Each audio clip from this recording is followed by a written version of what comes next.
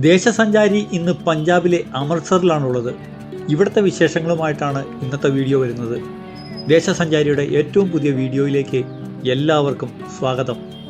ഇപ്പോൾ ഞങ്ങൾ പോകുന്നത് ഇവിടുത്തെ പ്രസിദ്ധമായ ഗുരുദ്വാര, സുവർണക്ഷേത്രം അല്ലെങ്കിൽ ഗോൾഡൻ ടെമ്പിൾ എന്നറിയപ്പെടുന്ന സ്ഥലത്തേക്കാണ്. നല്ല താളത്തിൽ ഡ്രം അടിച്ചുകൊണ്ട് വരുന്നത് ഇവരുടെ എന്തോ ആചാരപരമായ കാര്യമാണെന്ന് തോന്നുന്നു കണ്ടിട്ട്. വാഹനം ഇറങ്ങി വരുമ്പോൾ തന്നെ നമ്മളെ സ്വീകരിക്കുന്നത് അംബേദ്കറിൻ്റെ പൂർണ്ണകായ പ്രതിമയാണ്. അതിന് മുന്നിലൂടെയാണ് നമ്മൾ നടന്നു നീങ്ങുന്നത്. ആ വഴി നേരെ ചെന്നെത്തുന്നത് വലിയൊരു പ്രതിമയുടെ മുന്നിലേക്കാണ്.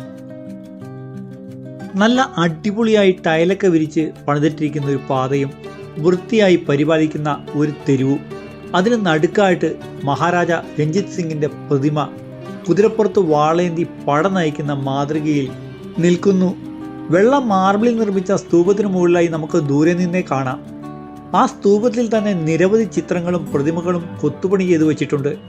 ഇതൊരു കവലയുടെ ഒത്ത നടുക്കാണ് സ്ഥിതി ചെയ്യുന്നത്, നല്ല ഉയരത്തിൽ. ഇവിടെ നിന്നും മുന്നോട്ടുള്ള പാത നമ്മളെ നയിക്കുന്നത് പഞ്ചാബിലെ പ്രധാനപ്പെട്ട ഗുരുദ്വാരയായ സുവർണ ക്ഷേത്രത്തിലേക്കാണ്. ഈ പാതയ്ക്ക് ഇരുവശമുള്ള കെട്ടിടങ്ങളൊക്കെ നിങ്ങൾ നോക്കിക്കേ, പുരാതനമായ രീതിയിലുള്ളവയാണ്. ഇതിൻ്റെയൊക്കെ വാസ്തുവിദ്യാ വൈഭവം അത് തന്നെയാണ് വിളിച്ചോതുന്നത്. അതുകൊണ്ട് തന്നെയാണ് ഈ തെരുവിനെ അമൃത്സറിലെ ഹെറിറ്റേജ് സ്ട്രീറ്റ് എന്ന പേര് നൽകി വിളിക്കുന്നത്. ഇവിടെയൊക്കെ രാത്രിയിൽ വന്ന് കണ്ടാൽ നല്ല സൂപ്പറായിരിക്കും എന്ന് കേട്ടിട്ടുണ്ട്. നമുക്ക് സമയമുണ്ടെങ്കിൽ രാത്രി ഒന്നുകൂടി വന്ന് കാണാം ഇവിടെ.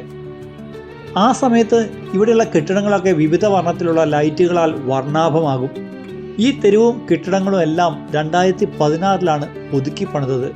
ഈ കച്ചവട കേന്ദ്രത്തിന് മൊത്തമായി ധരൺ സിംഗ് മാർക്കറ്റ് എന്ന പേരിലാണ് അറിയപ്പെടുന്നത്. സുവർണ ക്ഷേത്രത്തിലേക്കുള്ള ഹെറിറ്റേജ് സ്ട്രീറ്റിലെ പഞ്ചാബി തനതായ നാടോടി നർത്തകരുടെ പ്രതിമകളാണ് ഇതൊക്കെ. ഈ കാണുന്നത് ഭാംഗ്ര ഡാൻസിൻ്റെ പ്രതിമകളാണ്. രാജ്യത്ത് ഉടനീളമുള്ള ആളുകൾ തെരുവിലൂടെ കൂട്ടമായി നീങ്ങുമ്പോൾ ഇവിടെ ഒരു ഫോട്ടോ പോയിന്റായി മാറുന്നുണ്ട്. ഇത് നോക്കിക്കേ, നല്ല അടിപൊളി ചെരുപ്പുകൾ വിൽക്കുന്ന കടകൾ. എന്ത് രസമായിട്ടാണ് ചെരുപ്പുകൾ അടുക്കി വെച്ചിരിക്കുന്നത്. ഈ പാതയുടെയൊക്കെ ഇരുവശവും വാണിഭക്കാരുണ്ട് കേട്ടോ. പാത നല്ല വൃത്തിയായിട്ടാണ് സൂക്ഷിച്ചിരിക്കുന്നത്. ഈ വഴിയിലൂടെ മുന്നോട്ട് നടന്നാണ് നമുക്ക് പോകേണ്ടത്. ഇവിടെ നിന്ന് നോക്കുമ്പോൾ തന്നെ ക്ഷേത്ര സമുച്ചയത്തിൻ്റെ മിന്നാരം നമുക്ക് കാണാൻ പറ്റും കേട്ടോ. ക്ഷേത്രത്തിലേക്ക് കയറുന്നതിന് മുൻപായിട്ട് ഇതുപോലെ പുരുഷന്മാർ തലയിൽ തുണി കെട്ടിയിരിക്കണം. സ്ത്രീകളാണെങ്കിൽ അവരുടെ ഷാൾ തലവഴിയിട്ട് മൂടിയാൽ മതി. പുരുഷന്മാർക്കാണെങ്കിൽ തലയിൽ കെട്ടാനുള്ള തുണി നമ്മൾ വണ്ടിയിൽ വന്ന് ഇറങ്ങുമ്പോൾ തന്നെ ഇത് വിൽക്കാനായിട്ട് ധാരാളം ആളുകളുണ്ട്. അവരെല്ലാം വന്ന് നമ്മുടെ ചുറ്റും കൂടിയിരിക്കും.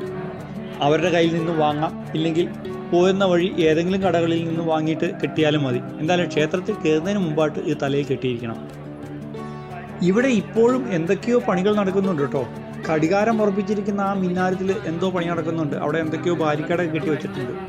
നമ്മളങ്ങനെ ക്ഷേത്രത്തിനടുത്തേക്ക് എത്തുകയാണ്. ഇതെല്ലാം ഈ ക്ഷേത്രവുമായി ബന്ധപ്പെട്ട് നിൽക്കുന്ന കെട്ടിടങ്ങളാണ് ഈ കാണുന്നതെല്ലാം. സൗജന്യമായി കുടിവെള്ളം കൊടുക്കുന്നതാണ് ഈ കാണുന്നത്. ഈ ക്ഷേത്രത്തിൽ ജോലി ചെയ്യുന്ന എല്ലാവരും ഒരു സേവനം എന്നുള്ള രീതിയിലാണ് ഇവിടെ പണിയെടുക്കുന്നത്. ഈ കാണുന്നതാണ് ക്ഷേത്രം നിൽക്കുന്ന സ്ഥലത്തേക്ക് പ്രവേശിക്കുന്നതിനുള്ള പ്രധാന കവാടം. ഈ കവാടം കടന്നാൽ നമ്മൾ ക്ഷേത്രത്തിൻ്റെ ആ ചുറ്റുമതിലിൻ്റെ ഉള്ളിലേക്ക് കടക്കുകയാണ്. ആ കാണുന്ന സ്വർണ്ണ നിറത്തിലുള്ളതാണ് സുവർണക്ഷേത്രം അല്ലെങ്കിൽ ഗോൾഡൻ ടെമ്പിൾ. ശ്രീ ഹർമന്ദിർ സാഹിബ് അല്ലെങ്കിൽ ഈശ്വരൻ വസിക്കുന്ന ഇടം എന്നൊക്കെയാണ് ഇതിന് പേര് വരുന്നത്. 5ാമത്തെ സിഖ് ഗുരുവായിരുന്ന അർജാൻ ദേവ്ജിയുടെ കാലത്താണ് ഈ ക്ഷേത്രം നിർമ്മിച്ചത്. ശരിക്കും നമ്മൾ ഈ ക്ഷേത്രത്തിലേക്ക് ഒന്ന് നോക്കിക്കഴിഞ്ഞാൽ ഇതിന് 4 വശങ്ങളിലും വലിയ മതിലുകളാണ്.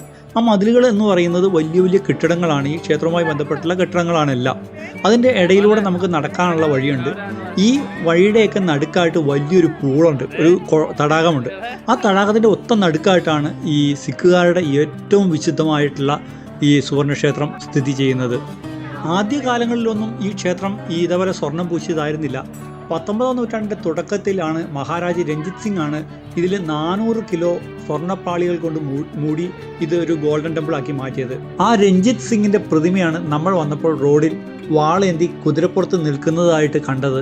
ഈ കുളത്തിൽ നമുക്ക് കൈകാൽ കഴുകാനും കുളിക്കാനുമുള്ള സംവിധാനമുണ്ട്. സ്ത്രീകൾക്കും പുരുഷന്മാർക്കും വേറെ വേറെ ഒരുക്കിയിട്ടുണ്ട് ഇവർ. ഈ ക്ഷേത്രത്തിനൊരു പ്രത്യേകതയുണ്ട്. 4 വശത്തും തുറന്ന 4 കവാടങ്ങളുണ്ട് കേട്ടോ.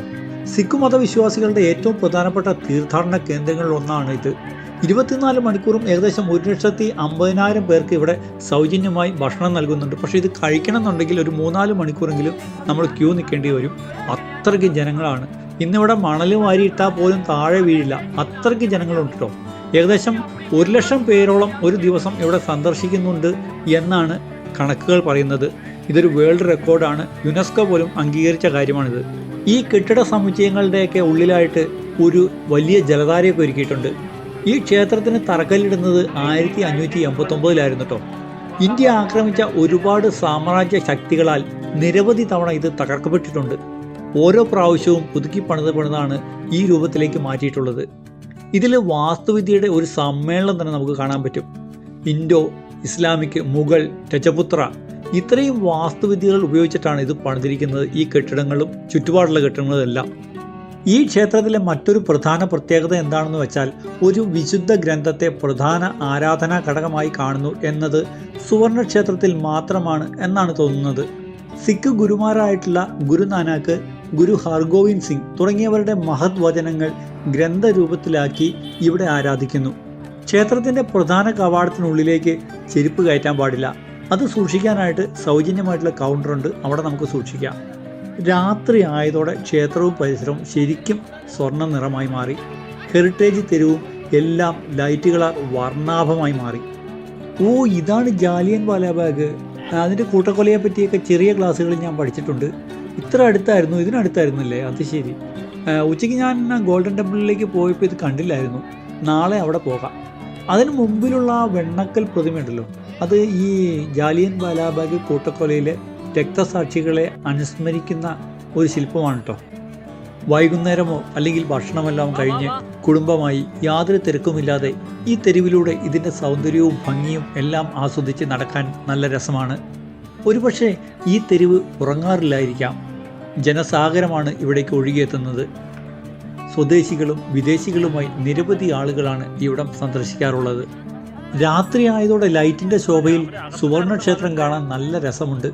അതിൻ്റെ പ്രഭ തടാകത്തിൽ നമുക്ക് കാണാൻ കഴിയും. രാത്രി ഏറെ വൈകിട്ട് പോലും ആളുകൾക്ക് ഒട്ടും കുറവില്ല ഇതിനകത്ത്.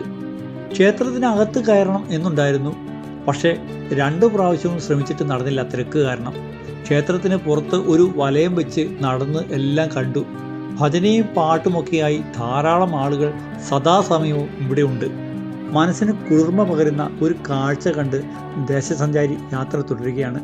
തൽക്കാലം ഈ വീഡിയോ ഇവിടെ അവസാനിക്കുന്നു. അടുത്ത വീഡിയോയുമായി ഉടനെ കാണാം. നന്ദി, നമസ്കാരം.